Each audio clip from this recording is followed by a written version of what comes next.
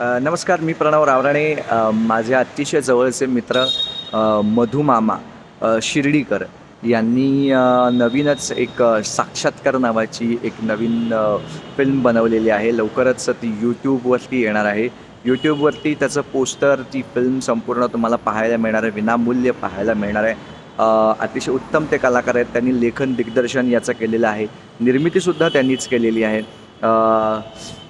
ते ड्रायव्हर म्हणून काम करत असताना त्यांना आलेले अनुभव आणि साईबाबांचा त्यांना मिळालेला साक्षात्कार ही संपूर्ण या सिनेमाची गोष्ट आहे. अतिशय उत्तम कलाकार आहे.